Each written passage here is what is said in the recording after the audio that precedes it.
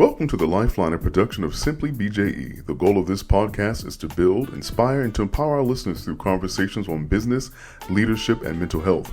We invite you to follow us on Facebook, Instagram, and at www.simplybje.com/the Lifeline. Now, let's tune in for today's episode. Hey, what's up, family? And welcome to another episode of The Lifeline with Lynnsburg Petway, Barry J. Elliott, also known as BJE and Bo Powell. Today, our conversation is about a topic that is near and dear to our hearts here at The Lifeline. We're talking about leadership. So many people want to be in the front, but they struggle to handle the weight of it. Yeah. Joining our conversation today, we have D'Angelo A. Smith Sr., an accomplished entrepreneur, educator, and community leader with more than 23 years of experience spanning barbering, management, and business consulting. He currently serves as the board chairman of the State of Michigan Board of Barber Examiners, where he plays a key role in regulating and elevating statewide standards within the barbering profession.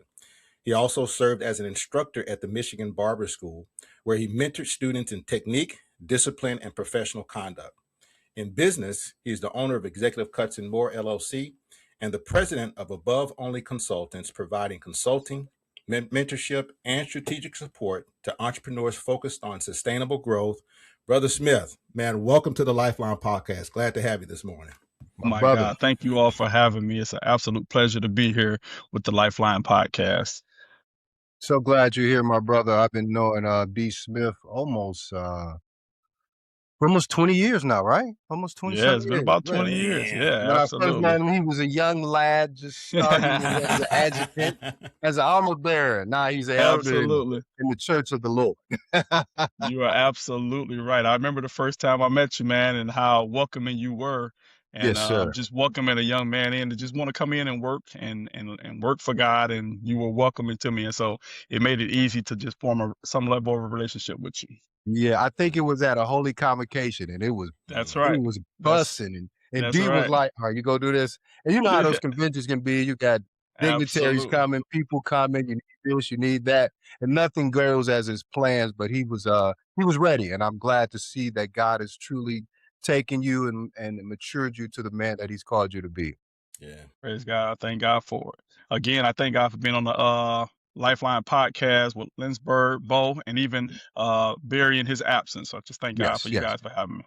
Yeah, we still lifting him up in prayer in the loss of his grandmother. So let's dive into it, man. So with Mr. Smith, we have so many different hats that you wear. You are a leader, community leader, husband, man of God, business owner. So let's start with the business and leadership. When did you realize that being part of someone's life can put you at the head, and when they trust you, it can create a heavy burden for you? When did you realize that happened, and when and how do you manage that, being the leader of not only the executive cuts, but sitting on the board and having so much power, quote unquote, with people's career? Leadership is so important and is critical, and a lot of times people want to be in leadership, but does not know what that entails in its full capacity, right? And so sometimes it can be fun. Sometimes it could be a place where you're like, hey, everybody looking at me for the answer, and I'm trying to figure it out. But I think the biggest place in how to deal and cope with leadership is just being honest. I know from a young child, I remember my dad, who wasn't in the household, but he would come around every holiday, and being raised by my grandmother after my mom passed at the age of 12. My dad would come and pick us up, and I remember he would always, look to me to say, how is everybody doing? Did everybody do what they're supposed to do? When I was gone, did they do what I said? And he would come to me, and I'm like, well, why are you trying to get me in trouble with my sisters and brothers? I don't want to be the person you look to, but he would always come to me, and he would, I remember one time we were going to, all the time, go to family reunion. July, I know he's going to a family reunion somewhere. And he would always tell us, y'all stay in the room. I don't want y'all to be out here acting crazy when I leave out. And I would get to a point where my siblings would be like, you going out? I'm like, nah, Dad said don't go out. and it got to a point where they were like, so what you gonna tell if I go out? I say, absolutely, I'm gonna tell if you go out if he asks me. Now, if he don't ask me, I ain't telling, right? So Right. you start off with like you look like the tattletale guy, right? So it seems like the person that like, oh, you gonna tell on me, and it hits you a little bit. You're like, dang, am I messing up? But really, what I learned was in that moment was that when you're the person that people look to be honest and be consistent, even your siblings that didn't like the fact that you would tell, they went out the room knowing and had a clear understanding that if you do this and dad asks me, did you do this? I'm gonna tell the truth and I'm gonna be honest. And even though they didn't like it, they began to respect it. They began to honor it and say, you know what? I can't get mad at D for telling the truth. And so in turns, that grew me up into just being an honest, upfront person and not worrying about, what the ramifications come behind, saying being truthful, honest, and consistent. And so even to this day, saying being responsible for a barber industry as the chairman, I have to hold everybody's foot to the fire as well as I will hold my own. And so also leading a barber shop, making sure that you understand that everybody in the shop has to eat. And this is one aspect of leadership that people do not realize is that leaders make decisions that impact everybody and not just impact themselves. And so sometimes people criticize you for doing things that they don't understand because they're only looking at it from one aspect, which is how they could be beneficial for it as opposed to the whole group. Yeah, that's a great point. I look at sometimes as my role as a leader on the floor, how certain salespeople want more than the Yeah. other person. They feel they should Yeah. have more. But I made sure that sometimes I would even take my customers that I looked up and got into the dealership and given it to someone who hasn't sold this week or hasn't sold in a couple of days, just to make sure that they stay active. And that's the responsibility of a leader. What's the hardest part of staying consistent for everyone else when your emotions aren't consistent? You don't feel like doing what you're supposed to be doing. So what's the hardest part? I mean, you know what I'm saying? You got to do it because you're the leader and Absolutely. you hold another hat. You know what I'm saying? So, Absolutely. and I say this, and Bo knows, as men of God, sometimes when we work in the secular world, they always watching us to Yeah. see how we're going to respond, if we're going to Absolutely. respond the right way or the wrong way. No, absolutely. As we all know, emotions is like roller coasters, right? It's up, it's down, it's around. Your emotions could be feeling a certain kind of way depending on the circumstances and what's going on. But consistency does not change, hence the word consistent, right? So when your emotions are all over the place at times and not able to tie down to a certain thing in certain moments and situations, you have to have a grounding that you go to. And the grounding that I have is my spiritual grounding, right? And sometimes people don't understand it, why you make some of the decisions that you make.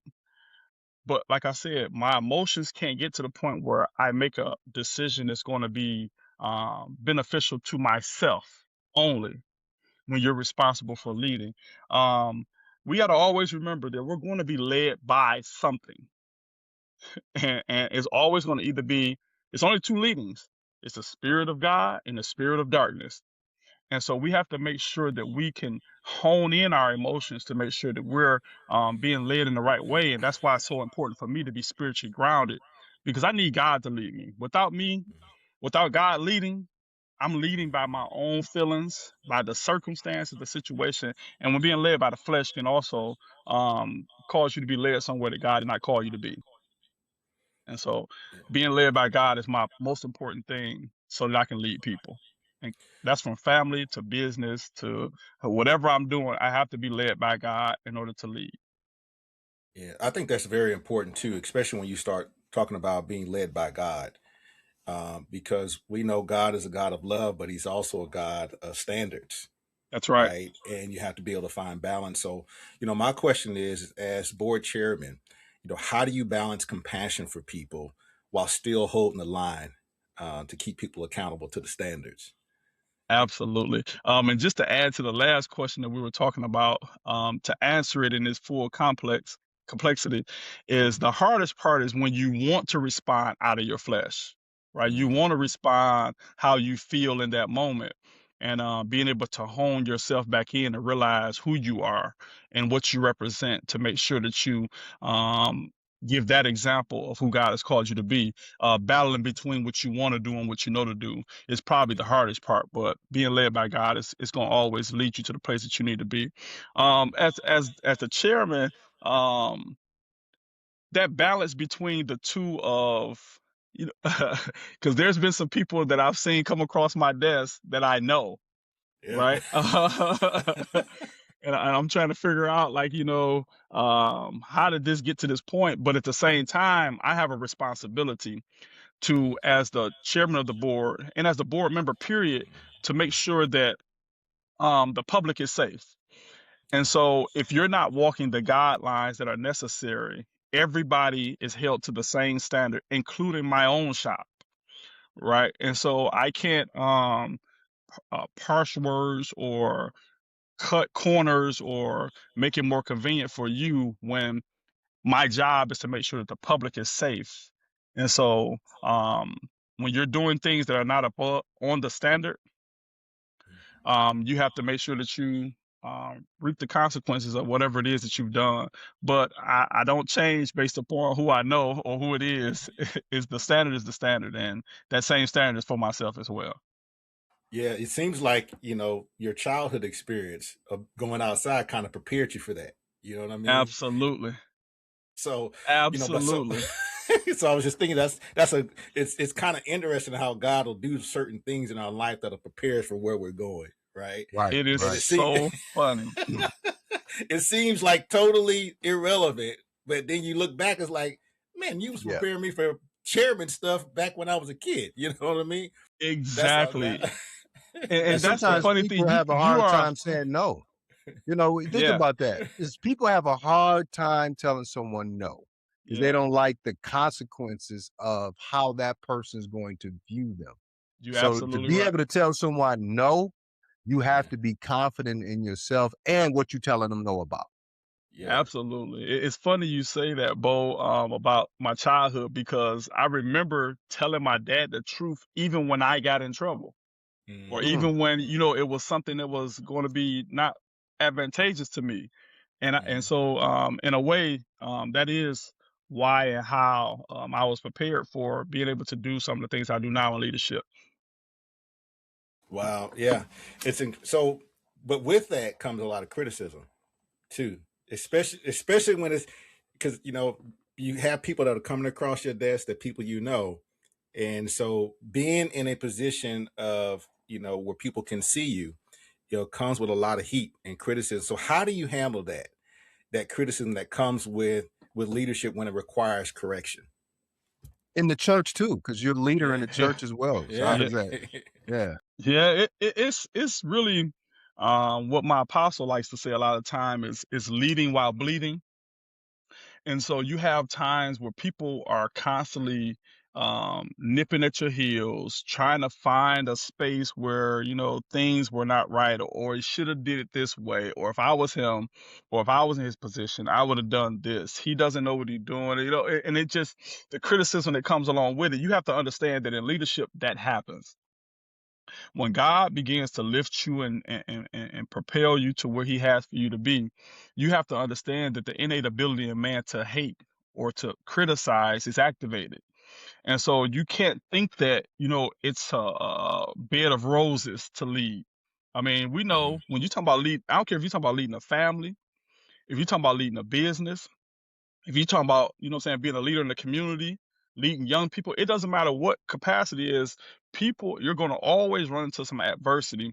And what you have to do is understand that it comes with it. It does not go without being criticized, talked about, what I'm saying, sad conversations. People feel like, they know more than you. And a lot of times people criticize what they cannot understand. And so the reason they can't understand is because they never been in leadership and had to make certain decisions. And so you just realize it comes along with the territory, and don't take it personal. But if you can remain consistent, you find out that people, even if they don't like it, they will respect it. Yeah. Wow. Yeah. Criticism comes It comes with it, and sometimes when you're in the public eye, sometimes you're accused of things that you know or don't know. And So let's dive into it. You know what I mean? So a little while ago, your character was questioned in a very public and personable way, something that wasn't true. And that season changed a lot. It put you on the public's eye in a different way. Can you explain to us what that taught you about restraint, integrity, and letting God kind of handle the situation? And you can peel the layers off and let the people know what we're talking about. sure, just to kind of go back a little bit, there was a situation here in Michigan where a young lady that I have no clue of who she is still to this day, accused me of being the father of her child. I think at the time the child was 1 or 2 years old. And it came very public at my behest because I wanted to get it out there because it's just an injustice here in the state of Michigan Hold on, as it hold on, relates hold to on, the hold on. child. Now, you mean to tell me some lady that you did not know, you never dated, you never held her hand, said you gave her a baby? Never Come on, seen B, what her. you talking about, man? And see this is what's so funny about everything because at the time I'm a instructor at Michigan Barber School, and so I'm in front of 140 students and staff every day, right? And I've put on this, persona and live this lifestyle and talk to my students and mentored and showed and told. And and now I'm in a predicament where they're looking at me like that ain't what you told me. Right, Right. right. Right. Right. And so it was a circumstance where a letter came to my house, right? And my wife, she called me. I'm at work. She called me. She said, "Babe, I need to talk to you about something when you get home." And so I'm like, I'm like, all right, whatever. I'm thinking, it's just something she want to talk about. It ain't nothing. And so when I came in the house, I remember her kind of meet me at the door, not at the door, but I got a routine. I take my coat off, hang it up. You do our. By the time I got finished, I turned around. My Hmm. wife, she had a letter and she was handing it to me. I said, it said friend of the court. I said, okay, I'm like, friend of the court. Let me open this up. And I hope I'm not taking too long, but I really want to help Now y'all do to your thing, understand bro. the full Uh, complexity of this. paint the picture. And so I opened up the letter and it said child support for paternity test. I said, and you Hmm? got to pay I said, child support. And the first thing I promised you, I said, babe, what you trying to put me on papers? That's why I turned to my wife and said, because in my mind, I'm like, there's no other options here. And so, um, after seeing the paper, my wife, of course, she had already opened the mail. I bet you But did. so we go up to and we drive up to Benton Harbor to take the paternity test because I'm like, let me take this test so I can get this done and over with. I go up there, drive over 3.5 hours to get there, and they tell my wife she can't come in. So that was a whole nother situation. So I begin to record it because I'm like, I want my wife to be sure and confident about what's going on. But they told me to take the swab. I take the swab, and then I start asking questions because I'm in a position where I'm like, I don't know what's going on. What happens if the mother never comes in and bring this baby in to get tested? What Hmm. happens to me? And they said, well, we can't establish paternity without both people coming in. And so I was like, Wow. okay, cool. I'll roll with that, but we need this lady to come in and get the test.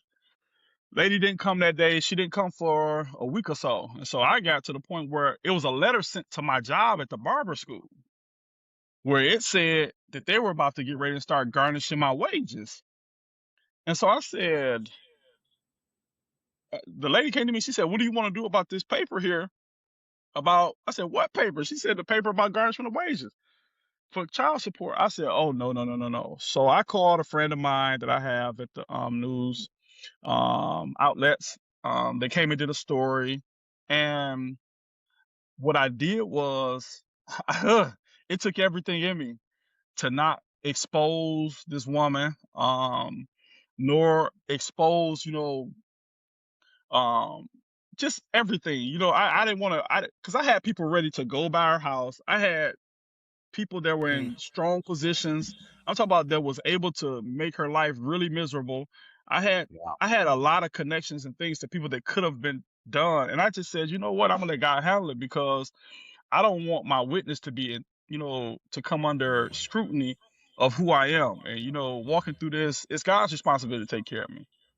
And so, um, the whole situation blew up where she didn't want to come in. She finally ended up coming in to get the paternity test because I made the news story. A lot of people don't know I was the one that went to the news because, and people didn't realize, but it's a lot of chatter, a lot of talk. Oh yeah. When you put the first story out there about the possibility of it being your baby, it's shared everywhere. Everybody's sharing it. Everybody. But when it was a possibility, now this woman said we met sometime during COVID, and at some room on the east side of Detroit, I think it was.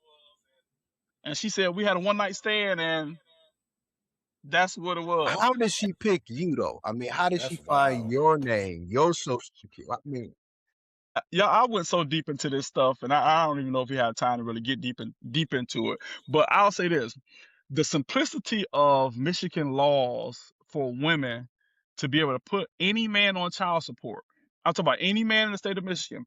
The only thing they need is something as simplistic as your name, your date of birth, and some what height, color. That's all they need. They literally don't need anything else. And if they have your address, that's an absolute plus. So literally, they can put anybody name down. Wow. You don't have to prove anything. You don't have to say anything. It automatically is enacted as you are the father of a child. And so I think that she just picked somebody that she felt like might have had a past or a situation going on. okay. Point. And I'll just pay you the money. I'll just pay you the Right. money, keep it quiet, because literally this letter coming to, and I've heard people from my father to my friends say, man, I thank God it was your house instead of mine. Because, this the last letter you want coming to your house. But Right. in all, she did end up bringing the baby in. I did threaten to spell her name out every day that she didn't come. I got to be honest, because I wanted her to come. I needed her to come. I didn't have to put anything out, but she did come. She called, got the baby tested, and of course it came back 0% chance of me being the father. But having to walk through that, those level of criticism, I had students that began to dislike me because of the allegations. I'm talking about people I had good relationship with that really changed because they felt like, I wasn't living what I was telling them, or, I was saying one thing and living another way. And it did damage some things, but after it all came to truth and everything came to light, um, people began to see, and it became a testimony in the favor of how God will keep you, hold you, and it caused you to triumph over situations. And so it just gave me an understanding that life will give you things that you don't deserve. But if you leave God in your circumstances and you walk with God throughout your situation, He will lift you where you belong. And if the same people that were criticizing you and were talking about you will be the same people who will have to come back and recognize and apologize for what they said and did. And so walking with God through that circumstance was the difference. And having a wife that understands who I am at the core of my who I am. Yeah. Having a good wife. That's crazy work. It was something. It was something. And that's just a snippet of it. I know I probably went on a 7-8 minute tangent, 10-minute tangent, but it's a lot deeper than that. But I just thank God that it's not something that I'm no longer dealing with. Yeah. Wow. That's good. Wow. That's good. So speaking of marriage, how do you protect your marriage from life? The demands that you have pulling from the barber school, the barber shop as the owner, and you still cut, correct? You're still cutting as well. Yes, And the demands of assistant pastor. How do you protect your marriage with all those demands? How do you balance that? that's a great question, because one of the things that people that are very busy don't have the ability to balance what and juggle everything that you have on your plate. The first thing I do for my wife and for my marriage is I let her know that she's first. I let her know that she's special. You know, I help her to understand that I am cleaving and that everything else is secondary to her. Although I know I have to go to work and make money, although I know I have to, fulfill my responsibilities as a man of God and all the things that I'm responsible for, I let her know that she's first by spending time and not just money. Because sometimes we can throw things at our wives and give her this and shower her with bags and clothes and shoes and all that stuff. In reality, when I met my wife, she told me from the beginning, all I want is your time. That's what I like to be with you. And so spending time that doesn't necessarily mean spending money. If you have an intimate time, and I don't mean just sex. I mean having time where we just spend together in conversation, or if it's just a foot rub or a back rub. Now it leads to something, hey, Happy ending. no, no, For no, but sure. you gotta have her to feel protected, let Right. her feel secure and understand that she can rely on me. Like what I say, I'm going to do, and I mean it. And so just letting her know that she's first, and making her feel the way that she should feel as the queen, and know that she has a place in my life that really can't be replaced by anybody else. Because when I cleave to you, that means there's no space for anyone else to get in. And I make sure that she knows that she's secure in that, and she's protected by that, and know that I might have to miss some engagement sometimes just to show her that she's more important than anything else I have on my plate. Yeah. Yeah. So, quick question: the situation with the young lady accusing you of being the father. Um, what was something, or what is something that you want your children to take away from that event, based upon how you handled it? Um, well, it goes back to what Mama used to always tell us: honesty is the best policy. You can't deal from a place and deal with things in a truthful way if you're not going to be honest. And so being honest to the extent of whatever those circumstances or repercussions are, whatever it yields, you have to be ready and prepared to, be accountable for your actions. But also being honest to the place where that if I didn't do that, I want to relieve myself of any accusations. And so what I always want my kids to know is that the posture of me leaving a legacy for my children is important, right? The Bible says a good man leaves an inheritance for his children's children. And so what I always want my kids to know is that what I'm starting in rooting my life in integrity and honesty and character and and walking with God and loving God and being with God, I want that to be a legacy that can be lived on, while also, living this life of opening up businesses, being a pillar to the community, being a mentor, helpful. And so leaving a legacy that lives long past your name. I mean, your name lives long past your being, right? And so I leave Earth, but my name still here lives on, giving my kids a place to jump off of my shoulders and go farther. Yeah, that's awesome, man. And so, this whole conversation has been about the burden of leadership, the responsibility of leadership, which really is about what you do for other people. How do you serve others? And I know those demands they're nonstop. Whether it's business, whether it's family, church, and stuff like that. So, my question to you, because I know as men we're doers, we're producers, and Absolutely. we're not necessarily taught to take care of our being in many cases. So, I That's would right. like to hear about what do you do, in the midst of all the serving nonstop to stay spiritually grounding, but also to take care of you at the same time. Y'all got some really great questions, and I'm gonna be honest with you because I'm serious, because these are things that men need to really know while leading.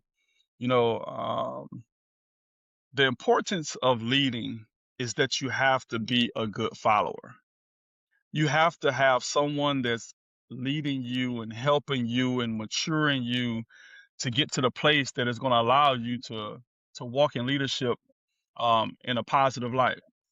So one of the ways that I stay grounded is I always have someone that is pouring into me. I have an That's good. apostle at my church that I've been with since the age of 18 years old, and it's important to have somebody that you can be vulnerable with, that you can be honest with, that you can be clear and concise with, so that they can deal with places and insecurities and moments. That safe space for you to be able to just let it out, because a lot of times as men, we don't have those places. You know, the place is us. We're the one Mm-hmm. that everybody runs to. I tell people everywhere I go in my life, every day is some heavy level of responsibility. And so sometimes we have to have those moments where we can just let our hair down and just relax and not have to be, responsible, the most responsible. And so I have an apostle that I'm talking about. I thank God for, because he don't have a jealous bone in his body. He cares about the people of God. And so having that time where you can have someone to go to, have a place to really just, be who you are and get poured into, so that you can be everything that God's called you to be. But with that also, you have to also have your personal time of studies, taking time to spend with God and let God speak to you, allowing him to, direct you and guide you in the things that you need to do in your life, so that, he can put you where you're supposed to be. Also fasting and prayer. There are some things that won't come out. Some demons ain't leaving until you starve them out, until you pray them out, and so have your times of meditation where you just focusing on God and just doing what it is that's necessary to keep you in a grounded place. But I believe having someone that you can speak to that's not intimidated by you, they're not jealous of you, but all they care about is your well-being, growing, and maturity, and naturally, and the things of God. And so I thank God for having an apostle that does that for me. Yeah, that's powerful. I know our last episode we were talking about being able to have those safe places, Right. Oh yeah, where you can go to, because we all have those days, no matter how great things are, where you don't feel as strong as you normally do, yeah. day to day. And so, what does your faith look like on those days when you don't feel strong? When it's not, when real life is hitting you, even at the times when you had the incident, when something's happening, it's all totally out of your control. So, what do you do day to day to kind of maintain that? It's the faith is literally how I have to live, because Yeah. literally being an Right. entrepreneur is faith. Right. So you have to make sure everything is done, and so you're Right. you're responsible for the beginning of the day and the end of the day. And so Yeah. you live by faith, hoping and setting your business up so that people will come in. But the grounding of the faith, the first thing that comes is, it's like, when all this stuff happened, like, why me? God, why am I dealing with a situation that I know I have nothing to do with? I don't feel like I'm the person you should be using. And I'm often remind y'all know we done had those moments, Right. right? Like Right. like don't use me, but Yeah. really, God, like I'm and using you. Right. You the only one that can handle it. Right. and that's the thing. It's like, you're saying, God, trust me with this, but you got people looking at it and saying, he must have done something wrong. He must have, been out of line, or he out here sneaking and moving, and bring your reputation into question. But I often think about Job, when the Bible The says he's a same thing. perfect and upright man, but he still had to go through what he had to go through, losing his cattle, losing his home, losing his children. And it don't seem like that's fair. It seems like God is like, why you put me in this predicament? I've been living for you. I've been Mm-hmm. sold out for you. I've been witnessing for you, and why am I dealing with this? And so the first thing that comes is why. But then you begin to understand as the situation goes on, and as it comes to an end, you understand why. because as Petway just said, you were the man for the job. You were the person that I chose because I know what I put inside of you, that this wouldn't destroy you. It would bring you to a place that your faith will become stronger. And so throughout the circumstances, what I like to call the process of time, it ain't fun. And you're ready to give it back. But what I learned over time is if you give back the circumstances or the trouble, then you give back the blessing as well. And so I've learned to just say, God, if you gave it to me, you must have just given me the strength to endure it and to get over it.